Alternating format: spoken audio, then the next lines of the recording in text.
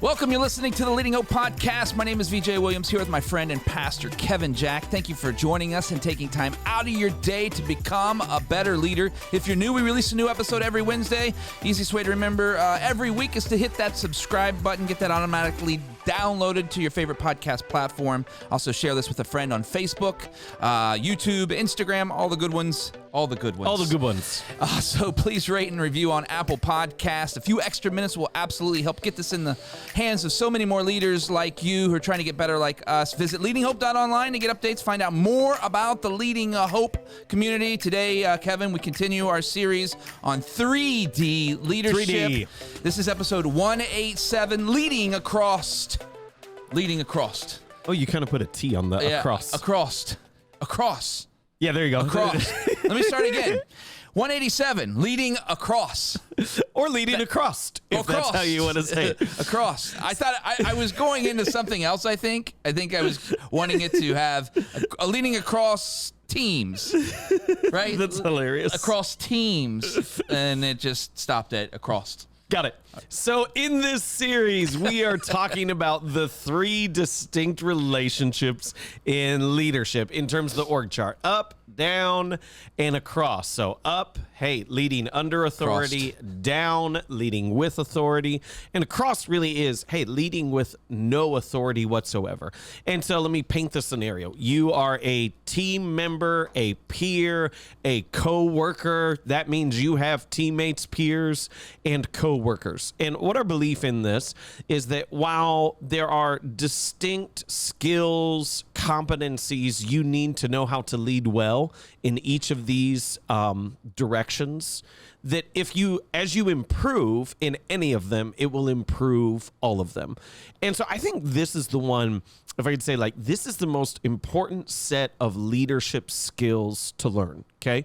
Because if you learn how to lead without authority, you will have a far better understanding on how to lead with authority and how to lead under authority. And so I just want to give a win very simply at the beginning, okay? You win when you're leading across or crossed. You win. I'll let it go now. Teams. When the team wants your participation and your promotion.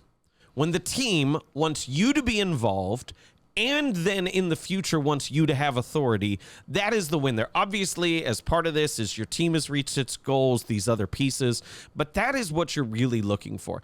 And I believe that most people completely neglect this dynamic. It's off their radar. And like what I'll see is I'll see people hyper obsessed with the people who they are leading, who they have authority over, and hyper obsessed with their boss, but paying very little attention to everyone else in the organization. So good. Absolutely.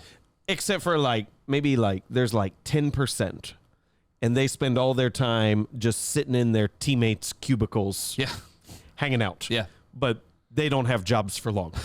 Okay, so we're talking to the majority who this is off your radar and what you need to do. And I believe that people who their teammates dislike only get promoted in bad organizations. And that's just the reality. If you want to get promoted, if you want to be in a better spot, if you want to have more authority, it will often come from the insistence of your team members for you to be in that position. That's good.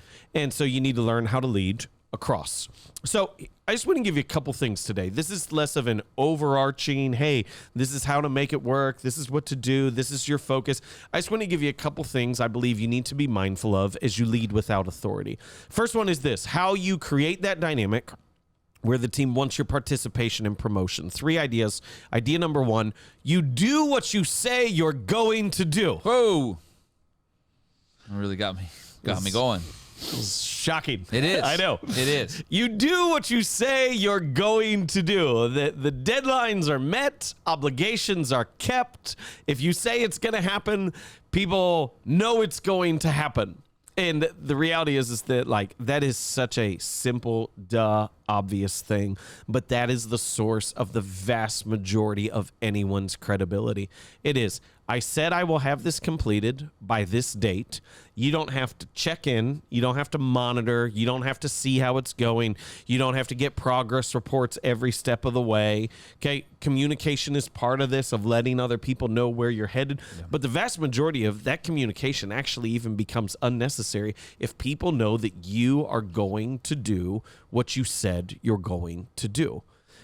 And I believe that if your teammates start saying, don't assign that to them, they'll never get it done. Or if you put it in their hands, make sure you check up. The reality is your team does not want your participation, and they absolutely do not want your promotion. That trust in your competency and your ability to complete absolutely matters. Yeah, no, that's really good. You know what I see people doing on the opposite side of that is they won't say they're doing anything. So they don't have to be responsible for anything. And so you can gauge that, too, as a way to help people, motivate people. It's like we've gotten the idea of, like, promise low, deliver high. Yeah. As the source of credibility. Yep. You know what's actually even better than promise low, deliver high? Yeah. Promise high, deliver high. Yeah. Yeah. Like, on the initial, let people know what you're going to do. Yeah. Like, even if it's significant. Yeah. And then do it. Yeah, that's good. So, simple. Idea one, you do what you say you're going to do. And I don't want someone to fall into the tendency where as they're hearing these things, they go, well, duh. Because the reality is earning credibility within the team as a whole is actually it's not complex. Yeah, yeah. Yeah, going back but people don't do it. Yeah, going back to the actual what you just said, aim high, deliver high. I think isn't there a C.S. Lewis quote that says something about aim for heaven and you get the stars in the sun too, or something like that? I have no idea, but that sounds beautiful. Yeah, like said seriously, but that's the concept. Like aim here and you get all this other stuff with it that you wouldn't intangibly gotten. That's good. Yeah. Okay, second idea today on how to win credibility without authority that your team wants your participation in your promotion is that you don't do anything that will hurt the credibility of the team. And this is just kind of a dynamic that most people don't realize, and it's actually quite simple when you think about it, and that is that credibility is shared within the team. You don't stand simply on your own credibility. So let me put it church context. When you enter the staff of a church, what will happen inevitably is your credibility with the people upon initial entrance is actually the average credibility of the staff as a whole. If that makes sense. Like people say, like, I trust the staff on a scale of 1 to 10, a 6, because there's been some issues in the past and some things haven't been followed through and some other things didn't get better, but we kind of like them as a whole. And so you enter that team. You do not enter with your own credibility. You actually enter at the average level of a staff member. So people go, I trust them about a 6. Yeah. And what will happen is, while your individual credibility can change as a whole, it never becomes detached from the credibility of a team. If you put it in business organizations, like your unit, your department, okay? People are like, oh, they're a part of this team. That team has inherent credibility. It is not each individual member. That team has credibility. And so what will happen is you have the ability, by your lack of execution, by your action, by your behavior outside the office, by your social media time, like you have the opportunity to either help the credibility of the team or to damage the credibility of the team. And this seems like such a small thing. But the reality is that if you're doing stuff, even if you're delivering within the office, church or non-church, if you're delivering results within the office, but if what you are doing in other areas in terms of how you treat people, not keeping work in its place and like putting other things that detract from the work, and if you do those kind of things, what you have done is you've damaged the credibility of the team, and the team will instantly be frustrated by that. The team will instantly be aggravated by that. And so for the first one, you do what you say you're going to do. We said trust in your competency matters. For this one, trust in your character matters. If someone on our team, we'll just put it here, if someone on our team is doing what they're not supposed to do, and I don't even say that like not following through, living a life that is counter, the reality is it impacts my credibility. Absolutely. And And so I just look at that and go, it's not one of those like, well, they'll burn their own bridges. It's to go, no, I know they're damaging me and I know they're damaging the whole on this. And so I have to do something within that. Yeah, that's so good. And anything ever of in history that's ever been accomplished. Can you imagine like people coming in to like to I don't know, Steve Jobs' office or you know what I mean? They're like, I told him not to build a phone. Yeah. I told him it's going to be, you know what I mean? Great. Like, you know what I mean? That concept of like, That's how great. are you helping anything That's at this great. point? You know what I mean? Like that concept of that credibility isn't just devastating to your unit, to the whole organization eventually. So what you're saying, like, I don't want people to take your illustration, which is perfect and spot on, and divorce themselves from that. Right. Because you may look at that and you may go, oh, that's silly. Right. But my guess is there's been a time in which senior leadership or someone on the team said, we're going this way, we're doing this. Yep. And you have gone to someone else and said, I think this is dumb. Yes. And I don't know why they're doing it that way. Right. And you think it makes you appear more credible. Right. And you think it makes you appear more trustworthy. And that is absolutely not the case. Right. You damage the whole. Yeah. And in doing so, you damage yourself, maybe even more so than the whole in those moments. I just ring that back. If you do think that it's not the right move, gather the people together and have a conversation. Don't go to the back door route because you're just going to damage the entire operation. Absolutely. It's good. Oh, so good. And then third idea here. Okay, so we've talked about you do what you say you're going to do. Second idea, you don't do anything that will hurt the credibility of the team because credibility is shared. And third idea is you mind your wake. This is a concept we've talked about just like in bits and pieces before, but I think this is incredibly important. And the idea comes from this. When a boat goes through the water, it creates a wake. When it goes through real shallow waters, there's all these signs up. Mind your wake. Yep. Like be aware of the ripple effects, how you're churning the water, how you're creating, what's it called? Choppy water?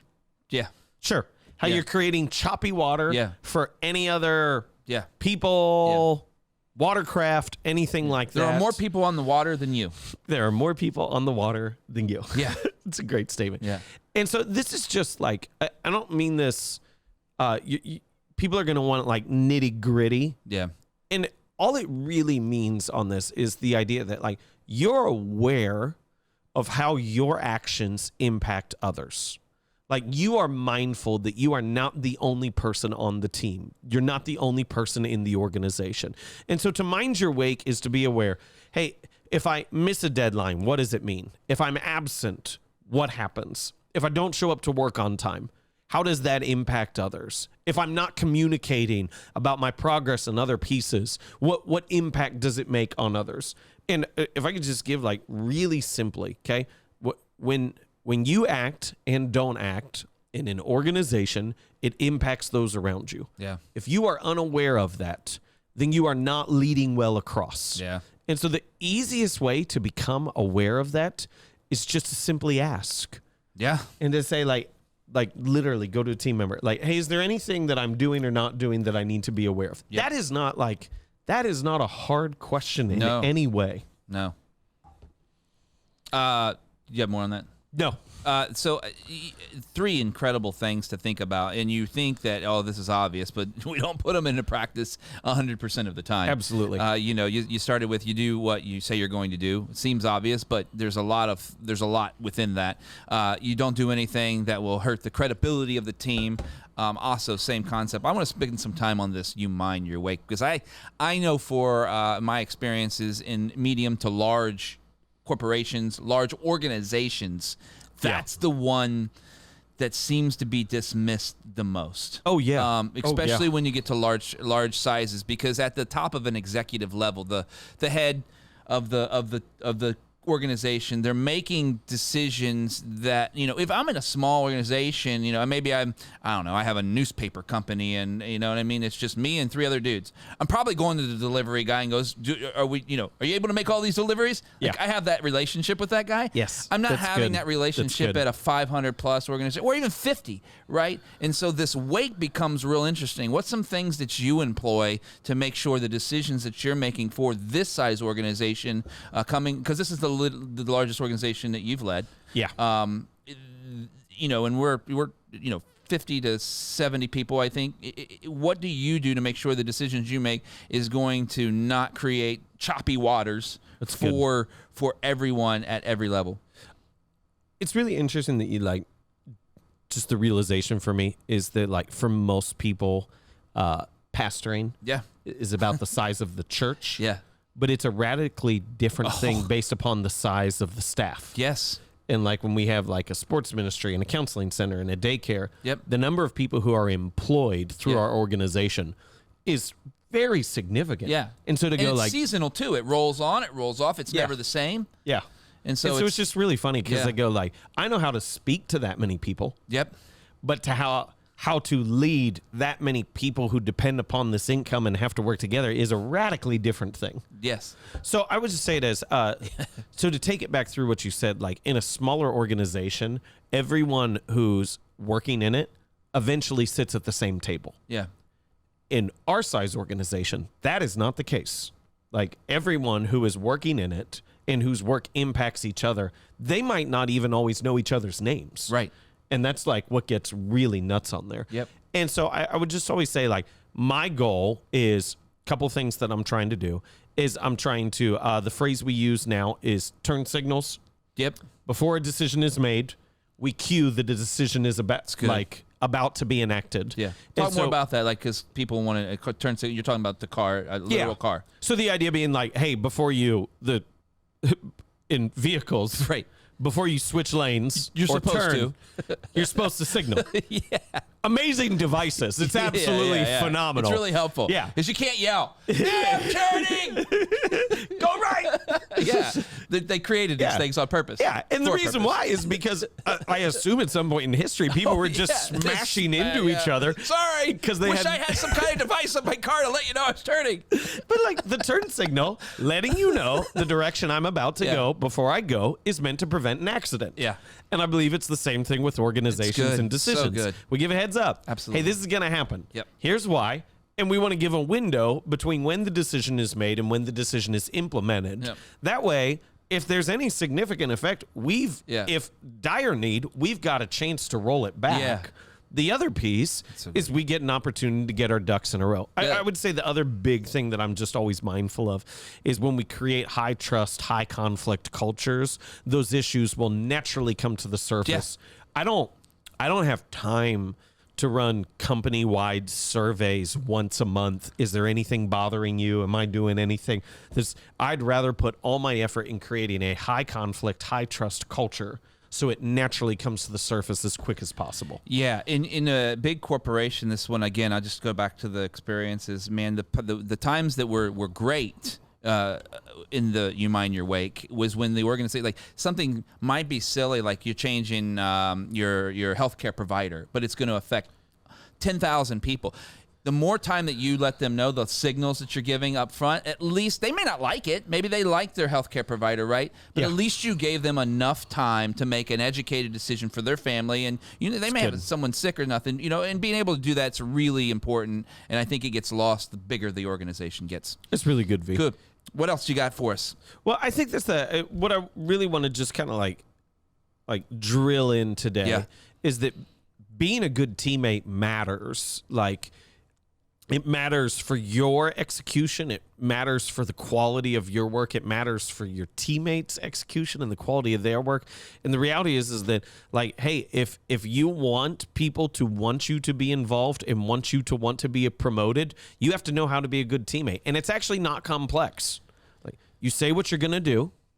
Okay? Yep. You don't do anything that hurts the credibility of the team, and you're aware of how your work impacts those around you, and you're in communication on how their work impacts you. And so we just kind of filtered it through these ideas. You do what you say you're going to do. You don't do anything to hurt the credibility of the team, and you mind your wake. And I believe that if you do that, you're going to be in a spot where not only do you learn how to lead well across, but that will carry over to when you lead with authority and when you lead under authority as well. You mentioned earlier what you should ask your teammates. You have some things that we should I want to give it. It's just kind of rephrasing what I said earlier. Yeah. But I believe that the good teammate has mastered some simple disciplines that will have a massive impact in their life. And here's two key questions that are just really simple, okay? Ask your teammates, Is there anything that I'm doing that is making your job difficult? Yep. Second question, ask your teammates, how can I make your job easier? And those are two different questions I want to clarify. Yep. Is there anything I'm doing that's making your job difficult? You are looking for present actions that is detracting from the team goal. Is there anything I'm doing that would make your job easier? You're now looking for proactive steps you can take. So removing the frustrating behaviors and adding in healthy practices. I believe with that, you'll learn how to lead well without authority. I've been asking those questions for the last, 4 or 5 years. It changes everything. If you're not asking those questions as a leader, not only are you hurting the person you're leading, but you're tapping out on your own ability to lead at a higher level. And if I could just add in like this one last tidbit as we go, it's just the idea like when we talk about what this functions like in organizations in which the purpose and process are completely clear and people are perfectly embodying the behaviors of the culture, this is easy. Yeah. But the reality is that's not always the case. And so within that time, no matter the size of the organization, if the why isn't clear, if the process isn't clear, and if the behaviors haven't been fully adopted, leadership gets really messy. Yes. And so the things we talk about today are things that we're aspiring to, not things that we're perfectly living out. Absolutely. But we at least want to be clear on this is the bullseye of what we're working towards. That's good. Thank you guys so much for joining us today. 187 leading across. Yeah, we got one more. Thank you for joining us. If you're new to the podcast or haven't yet subscribed, it'd mean the world to us if you did that now. Also post about it, rate and review, or both. You won't believe how that easy step helps us get this podcast in the hands of so many more leaders just like you. And we love hearing your stories, how the podcast is working in your life and business. If you have a story, send it to us, DM us on Instagram, however you want to get it to us. Visit leadinghope.online. All that works. We would love to hear from you. And remember, everyone has 20 minutes to learn to become a better leader. Make it count.